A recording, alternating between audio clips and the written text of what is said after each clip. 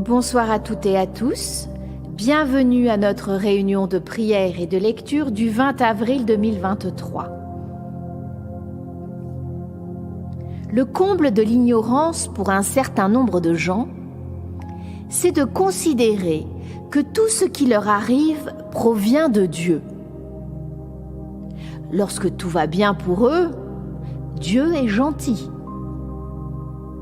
Lorsque tout dérape, c'est la faute de Dieu. Cette empreinte vénéneuse que les dévots de Satan Baphomet ont distillée dans le mental des faibles continue ses ravages. Les frères de l'ombre, créateurs de nombreuses sectes pseudo-chrétiennes et autres, ont bien appuyé sur cette hérésie. Dieu crée. C'est sa dynamique. Les âmes immortelles existent depuis le début de la création. La Bible, des milliers de fois traduite et transformée, est issue de l'ancien livre de l'histoire de l'humanité. Les combats entre les anciens dieux sont les récits issus de la véritable histoire de l'humanité. Nous sommes porteurs d'une étincelle divine, car Dieu a créé les âmes immortelles. Tout ce que Dieu crée se transforme et revient sans cesse. C'est pour cela que les opposants veulent détruire la création, les créatures et les humains depuis le début des temps. Dieu est bon. Il nous a donné le libre arbitre. Cela signifie que nous sommes indépendants et que nos choix dessinent nos destinées. Nous façonnons nos existences à travers eux et nous devons en assumer les conséquences. Libre à chacun de se tourner vers Dieu pour lui demander de l'aide dans les moments de désarroi. Dire que c'est la faute de Dieu si tout va mal est un mensonge à soi et aux autres. Si chacun assumait ses choix, le monde serait meilleur. Amen. Je demande maintenant à chacun de préparer un verre d'eau bénite que nous boirons en même temps que Père Éric, d'allumer une veilleuse et un bâton d'encens à côté de vous, afin de nous unir dans le recueillement et la prière, et de former une chaîne de lumière pour toutes les personnes connues et inconnues qui œuvrent pour l'humanité, et par ce fait sont les guerriers pacifiques de Dieu. Merci et bonne réunion.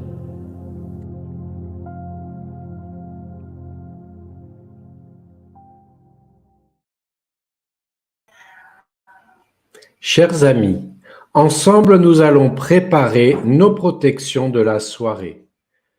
Que la flamme de cette bougie illumine le cœur de tous les hommes. Amen.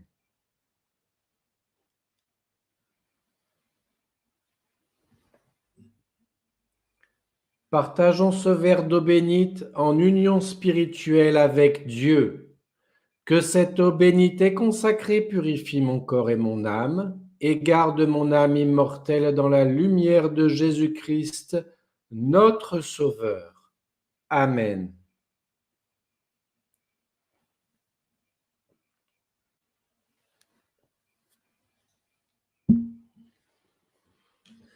Combien de fois subissons-nous l'agressivité des personnes dans le malheur, rejetant sur Dieu la faute de leur mauvais choix? Ces journaliers, combien se sont détournés de Dieu car incapables d'assumer leurs responsabilités? Il serait vain de rentrer dans les détails. Chacun de vous a entendu ces stupidités nées de l'ignorance des lois cosmiques et ontologiques. De très nombreux chrétiens ne le sont devenus que par le baptême. La majorité d'entre eux n'ont pas fait la communion. Peut-on vraiment dialoguer avec de tels ignorants qui n'ont jamais participé au catéchisme? Combien de chrétiens sont fidèles à la messe? Très peu. Il est vrai que la fracture de la chrétienté s'est produite dans les années 1960. Les changements du rituel de la messe ont anéanti cette magie mystique de la transmutation du pain et du vin. C'est depuis cette période que les églises romaines se sont vidées. Nous sommes les représentants de l'Église des rois de France. Nous sommes indépendants. Nous faisons la messe dans la tradition primordiale.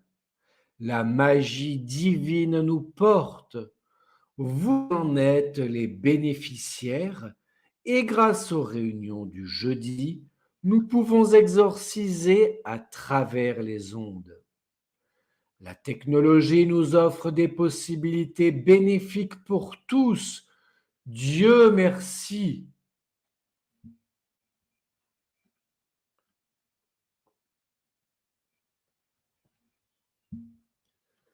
Prière.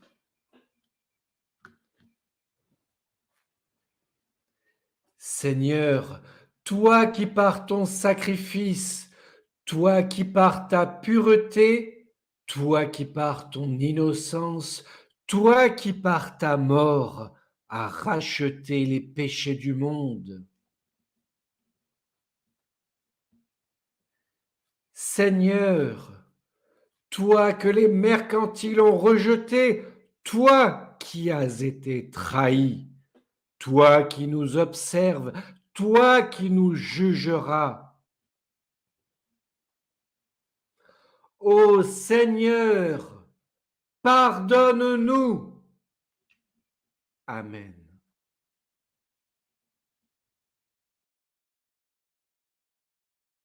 Quand quelqu'un exerce un pouvoir de guérison en imposant les mains, il faut se poser la question, d'où vient cette force? D'où vient son pouvoir? Alors là, il y a deux possibilités. Soit cette force vient de Dieu, par la puissance de l'Esprit et par le nom de Jésus, soit ce pouvoir vient du démon. Ce pouvoir peut venir de Dieu. Vous le savez, vous avez lu les évangiles, Jésus guérit les malades, les boiteux, les lépreux par la force de son esprit. Mais ce pouvoir peut aussi venir du diable. Les mauvais esprits peuvent reproduire une guérison physique, ils peuvent transmettre même des informations sur le passé d'une personne, un peu comme dans la voyance, mais s'ils nous attirent, c'est pour nous couper petit à petit de Dieu.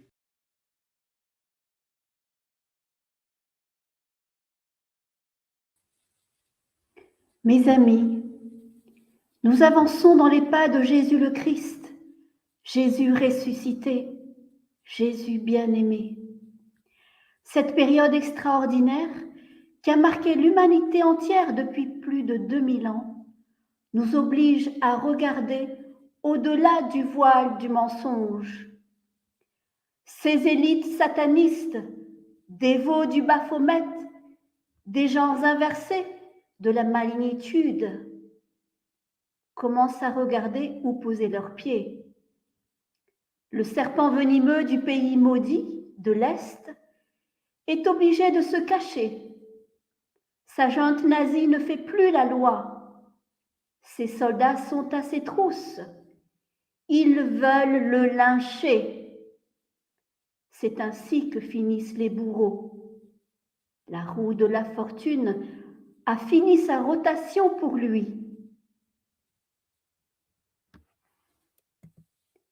Prière.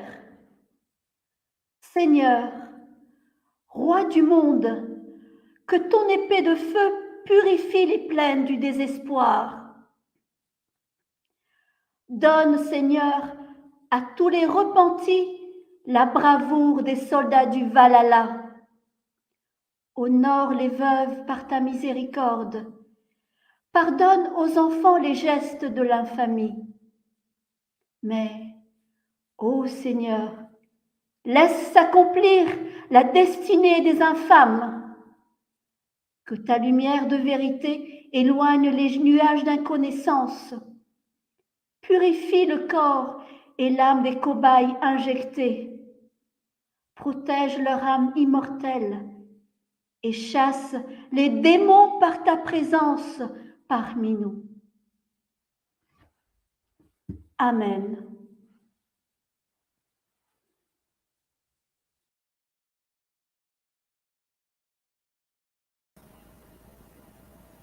Mes amis, il est vrai que durant cette période charnière jusqu'à l'ascension de notre Maître vénéré, qui sera fêtée le 18 mai, nous bénéficions de grâces divines, d'une intensité hors du commun.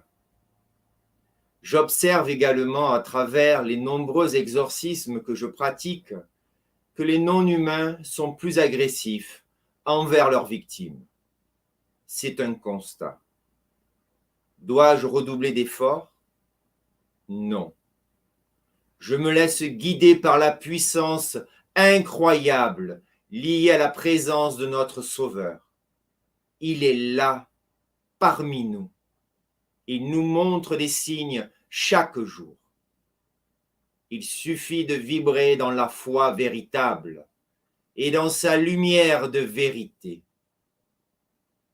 Ne vous laissez pas anéantir dans le brouillard opaque de la déprime. Cette grisaille du mental n'est que le souffle répugnant de Satan. Osez prononcer ou simplement penser Christ 3 fois pour que cette brume grisâtre disparaisse. Pensez-y chaque jour, chaque fois que votre gorge se serre et que des larmes remplissent vos yeux. Et n'oubliez jamais Marie, notre maman céleste, qui nous berce tendrement. Amen.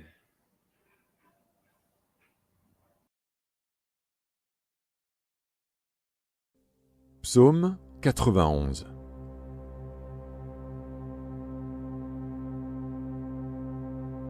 Celui qui demeure sous l'abri du Très-Haut repose à l'ombre du Tout-Puissant. Je dis à l'Éternel, mon refuge et ma forteresse, mon Dieu en qui je me confie. Car c'est lui qui te délivre du filet de l'oiseleur, de la peste et de ses ravages. Il te couvrira de ses plumes, et tu trouveras un refuge sous ses ailes. Sa fidélité est un bouclier et une cuirasse. Tu ne craindras ni les terreurs de la nuit, ni la flèche qui vole de jour, ni la peste qui marche dans les ténèbres, ni la contagion qui frappe en plein midi.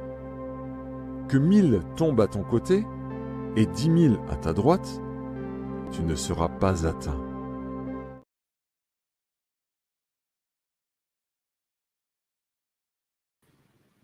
Appel. J'appelle à notre secours les armées du Christ pour que nous soyons tous protégés des attaques des non-humains. Que cette exécration exorcisme donne aux humains qui sont sur la voie de l'éveil la puissance dans leurs actions de délivrance. Que Padre Bruno et moi-même devenions les ambassadeurs de la force de la lumière. Que chaque mot de pouvoir céleste touche les possédés et les victimes du Baphomet, afin de les libérer de leur chaîne d'esclaves. Seigneur, que ton omnipotence, que ton omniprésence, que ton omniscience s'imposent en nous et autour de nous, afin de libérer toute l'humanité. Gloire à toi, Seigneur. Ainsi soit-il.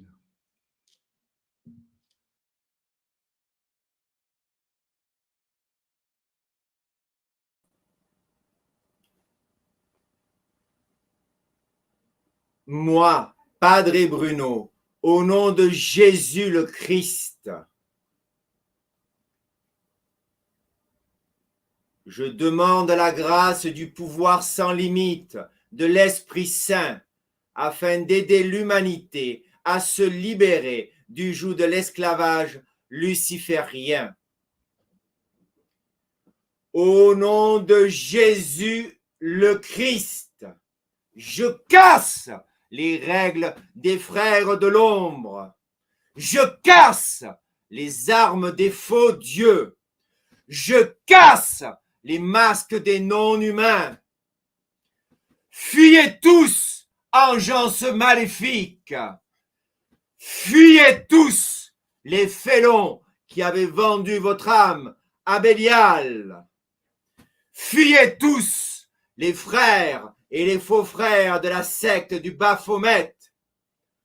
Au nom de Jésus le Christ ressuscité, j'annule les mensonges des élites pédosatanistes. Que la vérité s'impose et dévoile les orgies des adorateurs de Mammon. Je vous exècre tous, les sacrificateurs d'enfants. Je vous exècre tous, les cannibales, tueurs de bébés. Que le sang des innocents, des victimes, ramollisse vos cerveaux et vous rende séniles, toutes et tous. Vous n'êtes plus dignes de faire partie de l'humanité. Que la puissance divine de Jésus le Christ vous chasse au plus profond des espaces noirs de l'incréé. Fuyez tous, infâmes prédateurs. Que le souffle brûlant des galaxies vous réduise à néant. Que vos descendances maudites soient bannies à jamais. Moi, Padre Bruno, je jette l'anathème sur les faux prêtres et les fausses nonnes, afin qu'ils subissent le châtiment qu'ils méritent. Moi, Padre Bruno, je jette l'anathème sur tous les humains cannibales. Que chacun soit puni selon ses œuvres. Que cette sentence soit active dans l'instant au nom de toutes les victimes innocentes. Que les malédictions des dévots de Lucifer se retournent contre eux. Que les sectes démoniaques soient détruites. Que leur temple maudit soit rasé. Que leur ville satanique soit rasée. Que leur château soit rasé. Au nom de Jésus le Christ, moi, Padre Bruno, je porte la sentence du ciel afin que tous les peuples innocents soient sauvés. Que les paroles prononcées ici-bas, ce jour, soient imprégnées partout dans les eaux du ciel et dans tous les espaces-temps de la création. Au nom du Père, au nom de la Mère, au nom du Fils et du Saint-Esprit, ainsi soit-il.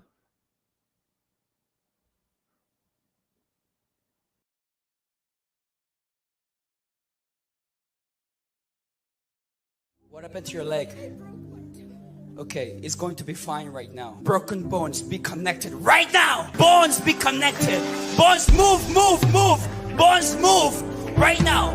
Brand new bones, brand new ankle, right now. Brand new joints, right now. Brand new leg, in the name of Jesus Christ. Now remove this one. Jesus, you're all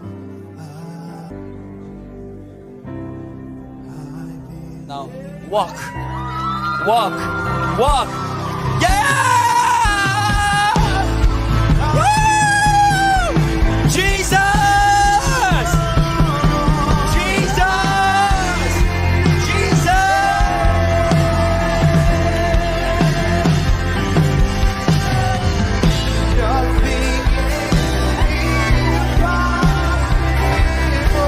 Hallelujah!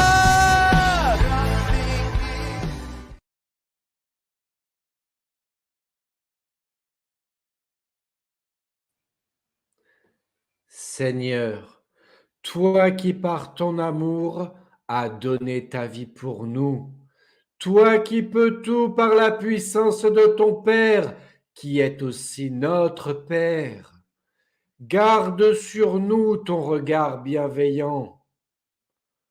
Seigneur, conduis-nous vers la victoire, balaie les mirages holographiques des élites du Baphomet, libère les âmes ensevelies dans la boue des marécages maudits. Garde ton bras levé contre les serviteurs de Satan. Amen. Notre Père qui êtes aux cieux, que votre nom soit sanctifié, que votre règne vienne, que votre volonté soit faite sur la terre comme au ciel. Donnez-nous aujourd'hui notre pain de ce jour. Pardonnez-nous nos offenses, comme nous pardonnons aussi à ceux qui nous ont offensés. Et ne nous abandonnez pas à la tentation, mais délivrez-nous du mal.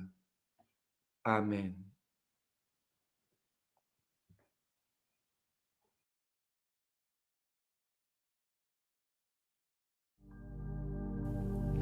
Satan.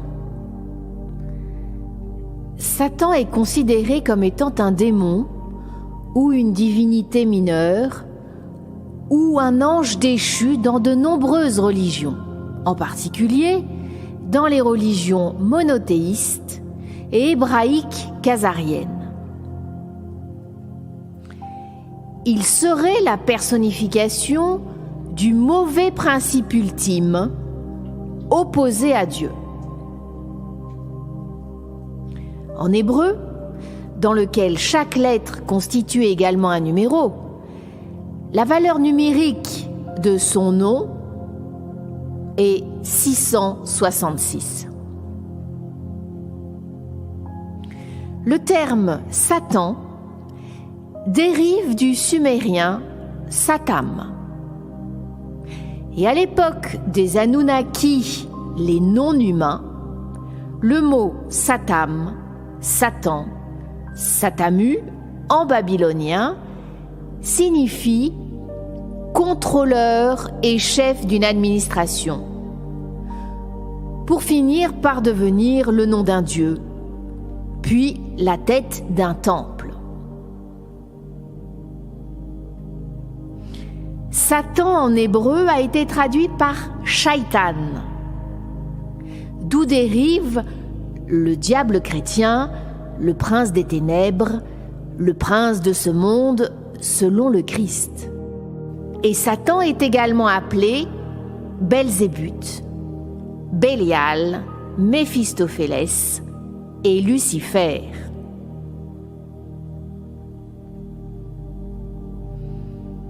On l'appelle aussi Mitrikoléon, selon une ancienne tradition khazarienne hébraïque.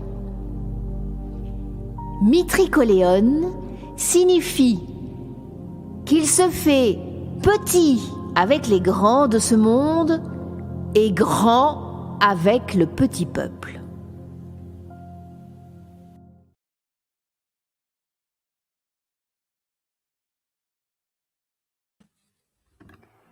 Ô Marie, toi qui as écrasé la tête du dragon, tourne-toi vers nous pour nous libérer du Baphomet.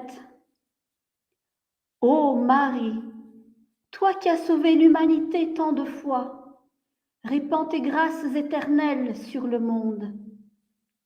Ô Marie, Par-delà les temps, les pharisiens et les non-humains veulent encore nous anéantir. Libère-nous du poison noir du cobra. Donne la grâce de la lucidité à tous les humains pollués. Ô Marie, Maman céleste, que la force de l'Esprit Saint qui t'habite purifie ce monde. Amen.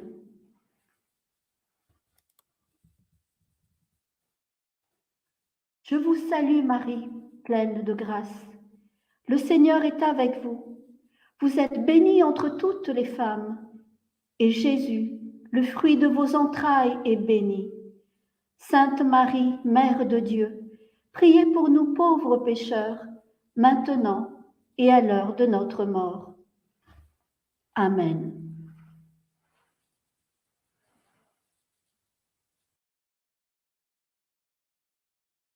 And Angela, you talked about removing one of your tattoos on Instagram. I want to talk to you about this. Listen. Okay. Y'all know that I have this Baphomet tattoo, right?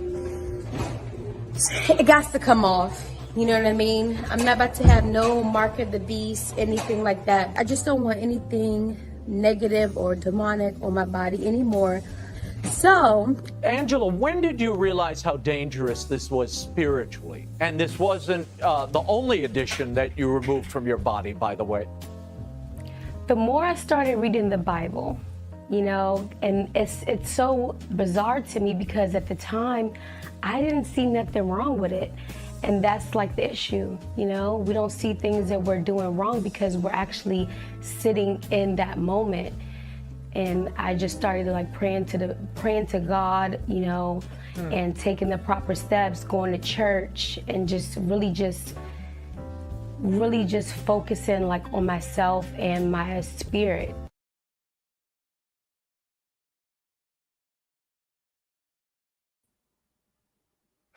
Mes chers amis, comme vous avez pu le constater, nous vous transmettons des informations sur l'adversaire de l'humanité et de Dieu.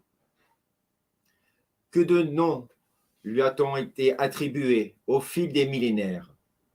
Mais quel que soit le nom qu'on lui donne, c'est toujours cette force destructrice qui est à l'action contre le bien. La moindre faille dans votre mental et vos actes attire vers vous ces légions. Oui, il s'agit de légions d'entités non humaines, reliées au maître, au chef, au contrôleur, par lequel tout passe. Les entités non humaines sont reliées entre elles. Elles ne possèdent pas d'âmes immortelles. Cette force putride d'où émanent tous les vices se colle sur les humains pour les détruire. Ils ont su cacher son existence, ces dévots. Ils ne reconnaissent la religion satanique ou sataniste que depuis très peu de temps. À partir du moment où leur faux Dieu est nommé Baphomet, ce sont des ennemis du vrai Dieu, le Créateur. Baphomet fait partie de la secte franc-maçonne. C'est leur idole. Leur croyance est basée sur le principe qu'il est la partie contraire de Dieu. Et ils le croient vraiment. Plonger dans l'église de Satan, c'est se trouver dans un labyrinthe obscur menant à la folie. Les serviteurs de Satan sont sous emprise démoniaque. Ils ont perdu leur libre arbitre. Ils doivent obéir ou mourir. C'est leur choix, car au 33e grade des francs-maçons, ils doivent renier Dieu. Donc, nous ne pouvons pas les plaindre, ni avoir pitié d'eux, mais espérer seulement la miséricorde de Dieu, car chaque âme est précieuse. Continuons nos recherches et nos échanges afin d'informer un maximum de gens sur la réalité de ce plan de conscience. Le bien et le mal se côtoient sur terre à cause de la faiblesse des péchés de l'humanité. Vous voulez changer le monde? eh bien, commencez par changer vous-même. Redevenez vivant et conscient de l'être.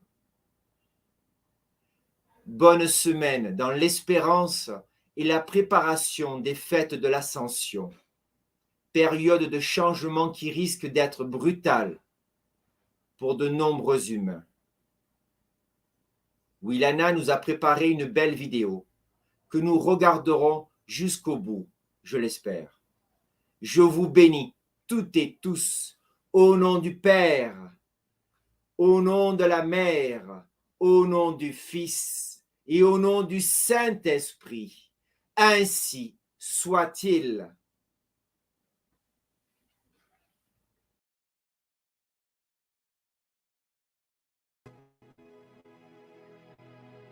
Êtes-vous capable de ne pas dire du mal d'un absent pendant 1 heure, 1 semaine, 1 mois? C'est l'une des choses que Nizier Philippe, dit maître Philippe de Lyon, demandait à ceux qui venaient chaque jour chez lui, entre 1882 et 1904, obtenir une guérison que la médecine ne pouvait plus leur promettre.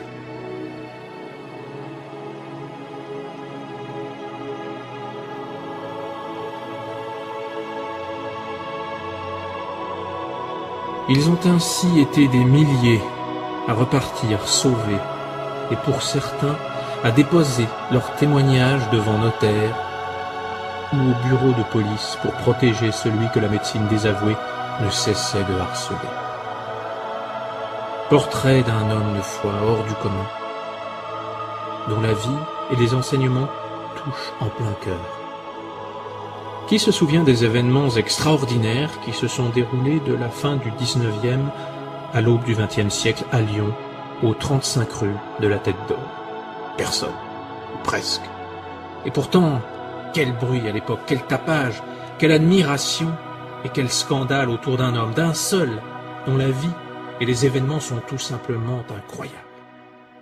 Après sa mort en 1905, le nom de Nizier Anthelme Philippe, appelé Maître Philippe, de Lyon par ses amis, n'a plus été prononcé sauf dans quelques cercles intimes. Aujourd'hui, 1 siècle après sa disparition, son nom est à nouveau chuchoté. Des livres paraissent, des conférences se tiennent.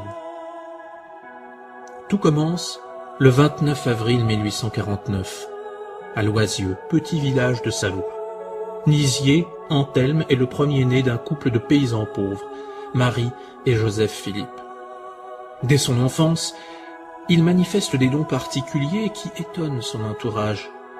À l'école, par exemple, lorsqu'un de ses petits camarades a un mal de tête, il demande à aller s'asseoir à côté du jeune Philippe, et la douleur disparaît rapidement.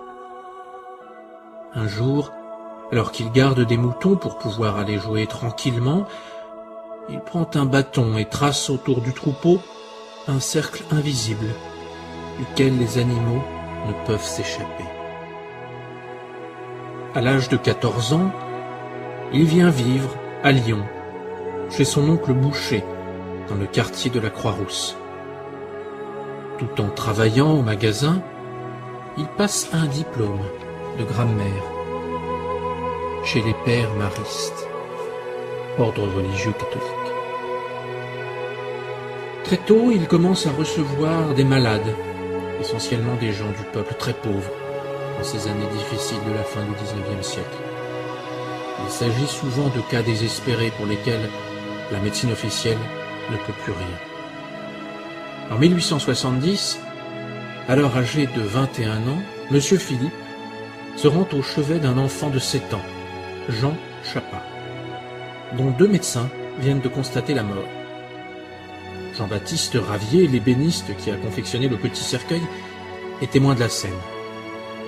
Au pied du jeune Chappat et devant toute l'assistance, M. Philippe dit « Jean, je te rends ton âme. » Immédiatement, l'enfant reprend ses couleurs et lui sourit. Jean Chappat deviendra par la suite le disciple préféré de M. Philippe, qu'il appellera le caporal.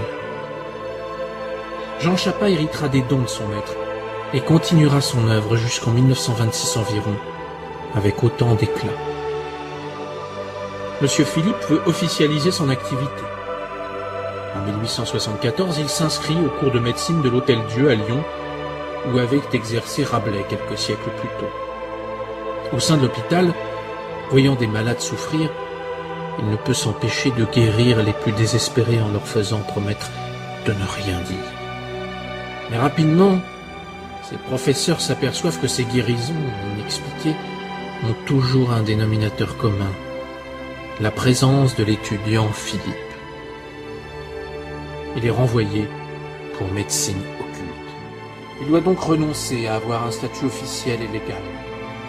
Vers la fin des années 60, des patients déposeront devant notaire des attestations de guérison pour l'aider lors des procès que les médecins lui intenteront pour exercice illégal de la médecine.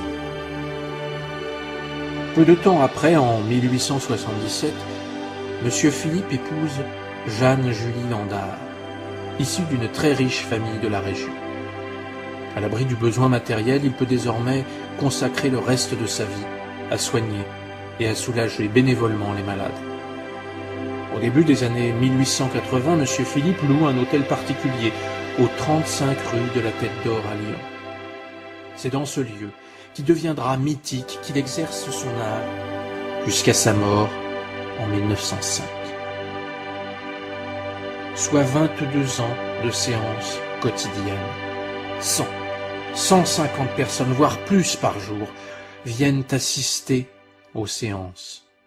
Des témoins notent les événements et les paroles de M. Philippe. Beaucoup de guérisons sont rapportées.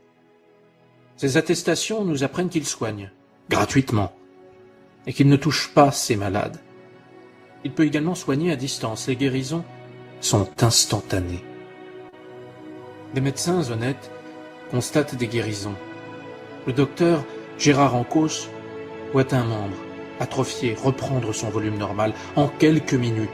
Une méningite foudroyante soignée en quelques instants. L'aspect guérisseur de M. Philippe ne représente qu'un des aspects du personnage. Il guérit certes, et cela paraît indéniable au vu des multiples témoignages et témoins. Mais il parle. En fait, M. Philippe n'impose jamais les mains.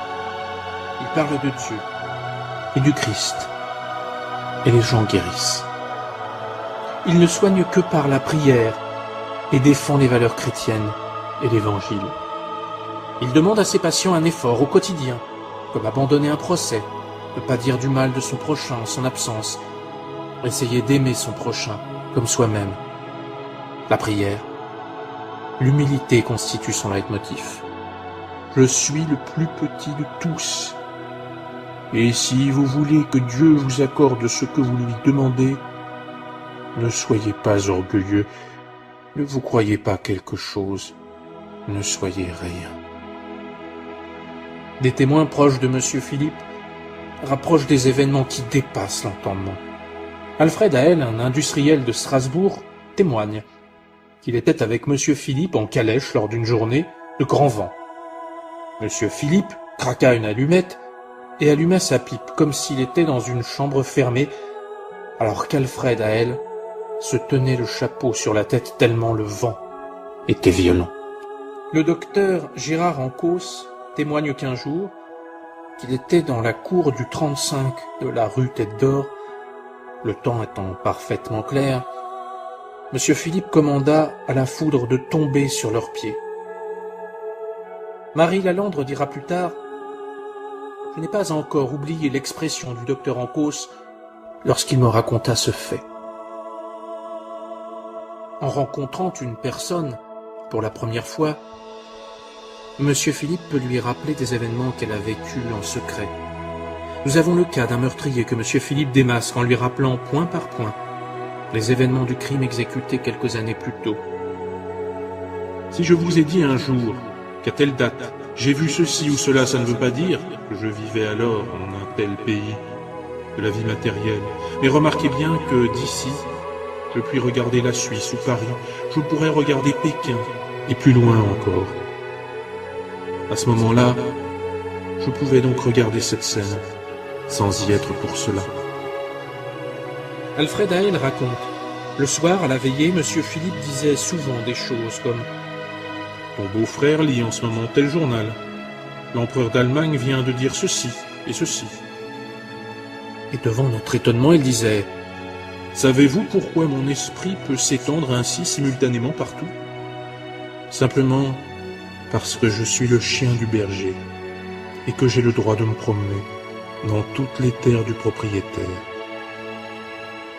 Paul Sédir, le brillant intellectuel mystique du début du XXe siècle, a pu dire de M. Philippe, après l'avoir rencontré, « Cet homme, dépourvu de diplôme supérieur, mettait en défaut les spécialistes de tous ordres.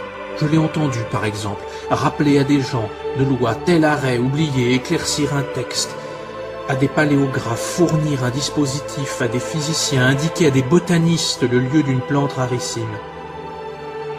Des métaphysiciens le consultaient, comme des médecins ou des industriels engagés dans une affaire hasardeuse. Des hommes d'État, des financiers prenaient parfois ses directives. Lui-même composait des médicaments, inventait des appareils, des produits utiles, s'ingéniant sans cesse pour toutes sortes d'améliorations à la science appliquée. Et encore, on lui demandait toutes sortes de choses autres que guérir, le succès d'une démarche, la réussite d'une entreprise, la sauvegarde d'un soldat, la solution de problèmes techniques, l'éclaircissement d'une crise de l'âme. Souvent, en retour, il exigeait que le demandeur indemnisât en partie la justice divine par une aumône, par une réconciliation, l'abandon d'un procès, l'adoption d'orphelins. Et le miracle, la chose improbable et impossible, avait lieu, sans bruit, sans que l'on pût démêler comment. Tout ce que les témoins purent jamais voir, c'est que notre thaumaturge condamnait les pratiques de l'ésotérisme comme contraires à la loi divine, ne les employait sous aucune forme et n'en recommandait pas les théories. Sa doctrine était l'évangile seul, et il n'estimait les grands livres qu'en proportion de leur concordance avec cet enseignement. Il proclamait la divinité de Jésus, sa souveraineté universelle et la perpétuité de son œuvre rédemptrice. Il acceptait à la lettre les récits des apôtres, tenant pour superflus les exégètes modernes.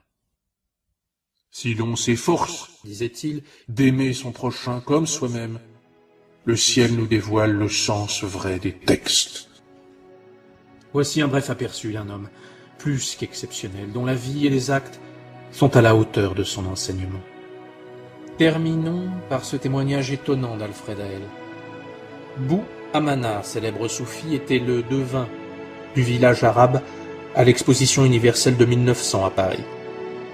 Papus lui avait parlé de M. Philippe et il avait exprimé le désir de se rendre à Lyon pour le voir. Il avait, disait-il, beaucoup de choses à lui dire. Je fus chargé de recevoir et de piloter ce vieil arabe, puis de reconduire à la séance au jour que M. Philippe avait fixé. Là, il resta un moment devant lui, et je fus étonné de voir qu'il ne lui parlait pas. La séance terminée, nous descendîmes l'escalier, lui et moi, et nous allâmes nous asseoir sur un banc, dans la cour où M. Philippe devait nous rejoindre. Là, nous eûmes pendant 20 minutes une conversation générale, puis M. Philippe nous quitta. Et comme j'exprimais à Bou Amana mon étonnement qu'il n'ait pas posé à M. Philippe les nombreuses questions dont il désirait s'entretenir, il me répondit « Je lui ai tout dit, et il m'a répondu. » Je lui demandai alors « Que pensez-vous du maître Philippe ?»